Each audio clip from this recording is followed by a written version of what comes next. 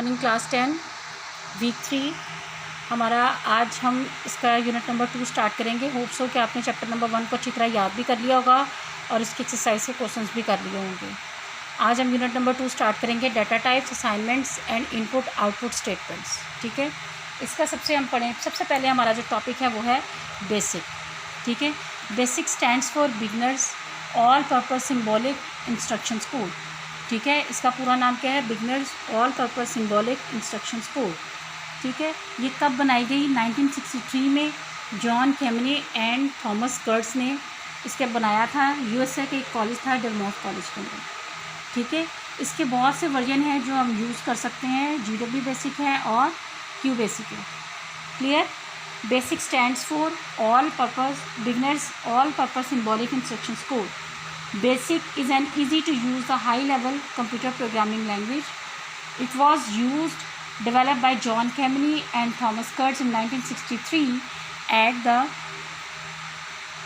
Dartmouth College, USA. Basic language was invented as an instructional tool to teach the fundamental programming concepts to the students. Basic language is a particularly suitable for programming on microcomputers. It was developed to address the complexity issues of older languages.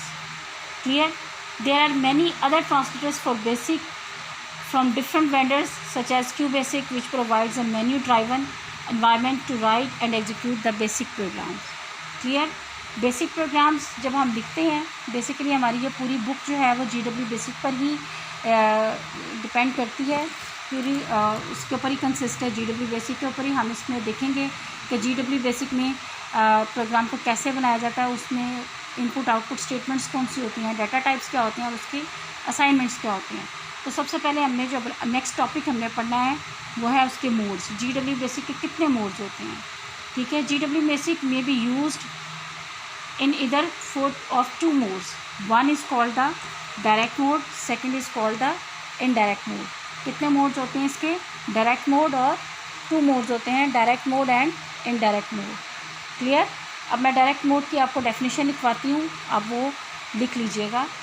In direct mode GW basic statements and commands are executed as they are entered. I repeat my words.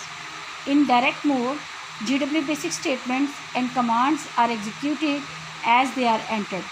Results of arithmetic and logical operations can be displayed immediately and or stored for later use, but the instructions themselves are lost after execution.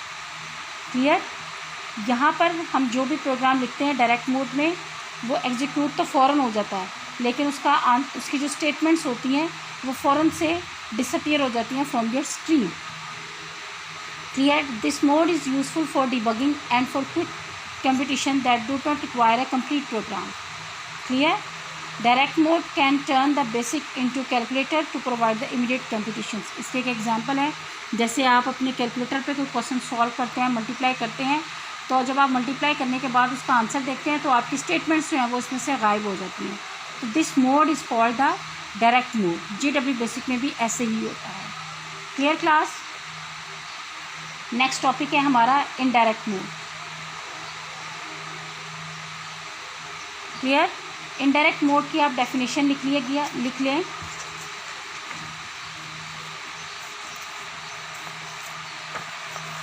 The indirect mode is used to enter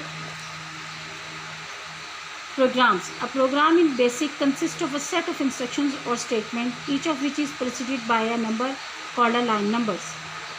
Clear? The indirect mode, दोबारा repeat कर रही हूँ, the indirect mode is used to enter the programs. A program in basic consists of a set of instructions or statements, each of which is preceded by a number called a line number. Line numbers specify the exact order in which the statement of a program are to be performed. The statement with the smallest number is executed first, followed by the second smallest number, and so on. Program statements are stored in the memory.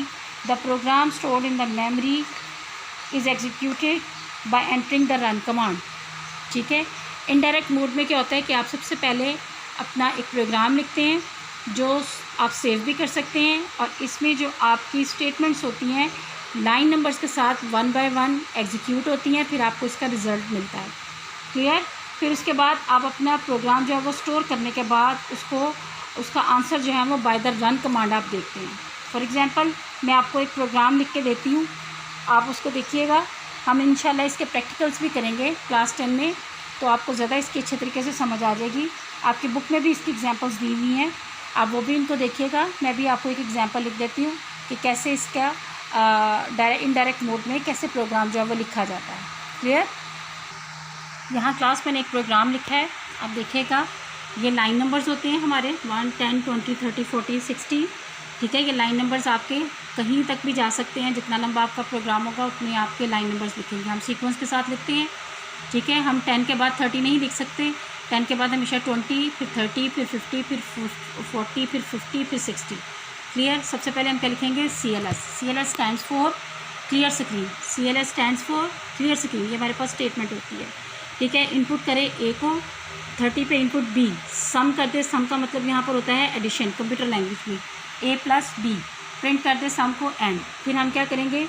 Run करने के लिए क्या करेंगे? F2 को दबा देंगे। ठीक है, तो हमसे क्वेश्चन मार्क वो पूछेगा कि A की वैल्यू क्या है। हम A की वैल्यू पुट करेंगे 4, या कोई भी आप कर सकते हैं, एंटर करेंगे। फिर हमारे पास B की वैल्यू वो मांगेगा, हम B की वैल्यू लिखेंगे, फिर एंटर करेंगे तो हमें उसका आंसर वो है वो 6 दे देगा। ठीक है, तो दिस इज़ कॉल्ड द, ठीक है, this program is called the indirect mode. ठीक है, एग्जीक्यूशन के दौरान ये सारा काम जो है वो सेव हो जाता है। ठीक है, हम अपने काम का जो आंसर है वो हम रन से और F2 की को दबाकर हम हासिल करते हैं। क्लियर, समझ आ गई आपको? हमारा ये मैंने एक प्रोग्राम लिख के दिया है, आप अपनी कॉपी पर भी इसको उतार सकते हैं और इसकी एग्जांपल में आप याद कर सकते हैं इनडायरेक्ट मोड की। क्लियर।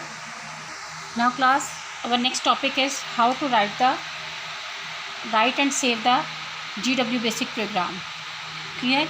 सबसे पहले GW basic program जो है वो हमें प्रोवाइड करता है IDE। IDE stands for integrated development environment। ठीक है, IDE stands for integrated development environment। It means कि हम इसमें अपना प्रोग्राम राइट भी कर सकते हैं, एडिट भी कर सकते हैं, सेव भी कर सकते हैं, लोड भी कर सकते हैं एंड एग्जीक्यूट भी करते हैं। ठीक है, GW बेसिक हमेशा इसमें कितनी लाइन नंबर्स आ सकती हैं? 0 से लेकर 65529 तक। ठीक है, लाइन नंबर्स जो है उसमें करेक्टर्स कितने आप लिख सकते हैं? 255 तक एक लाइन के अंदर। ठीक है, अगर एक लाइन से ज़्यादा, एक लाइन में आपने 2 या 2 से ज़्यादा स्टेटमेंट लिखते हैं तो उसको हम सेपरेट किससे करते हैं? बाय कॉलम, इसके साथ। क्लियर, इसको आप समझिएगा दोबारा। GW basic provides N IDE integrated development environment where we can write, edit, save and load and execute the basic program. Creating a program like creating a data file. The program is a file that contains a specific instructions or statement for the computer in a GW basic program. Line have the following format. ठीक है, line number statements आगे आ जाती हैं। ठीक है, where line number is an unassigned integer in the range from 0 to 65529। कितने line numbers हो सकती हैं इसमें? 0 से लेकर 65529 तक।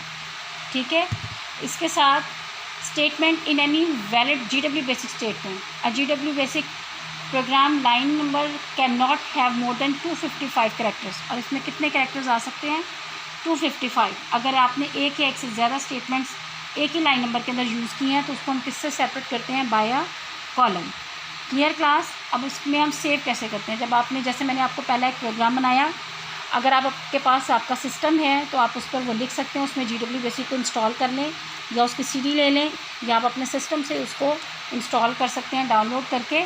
तो आप उसका वो प्रोग्राम वहाँ पर लिखें तो आपको पता चल जाएगा। जैसे मैंने लिखा है आपको सेम वैसे लिखेंगे तो आपको उसका आंसर भी पता चलेगा और उसकी प्रैक्टिस भी हो जाएगी। जब आप अपना वो प्रोग्राम लिख लेंगे तो आपने लिखने के बाद उसको सेव करने के लिए प्रेस करना है F4 की को। ठीक है, आप उसके बाद type the name for program and enter. ठीक है, आपने जो भी नाम उसको देना है आप उस प्रोग्राम को नाम देंगे और उसको एंटर कर देंगे तो आपका काम जो है वो सेव हो जाएगा। क्लियर, ये हमारा आज का टॉपिक था वीक 3 का, क्लास 10। होप सो कि आपको समझ आ गया होगा। आप इसको साथ साथ लर्न भी करते जाएँ और साथ साथ इसको लिखते भी जाएँ। जितनी भी डेफिनेशंस मैंने आपको लिखवा दी हैं वो भी अच्छी तरह से याद करें, लिखें भी और इसको पढ़ें भी। क्लियर, अगर साथ साथ याद करते जाएंगे तो आपको बहुत अच्छी तरह से इसके समझ भी आ जाएगा। ठीक है, ओके फ़ाइन, अल्लाह हाफ़िज़। जो प्रोग्राम मैंने बनवाया है लिख के दिया आपको आपके बोर्ड के ऊपर, वो आपने घर जाके अपने घर पे अपने सिस्टम के अंदर आपने इसको अप्लाई भी करना है और इसका देखना है कि आंसर क्या आता है। क्लियर? ओके, अल्लाह हाफ़िज़, टेक केयर ऑफ़ योरसेल्फ।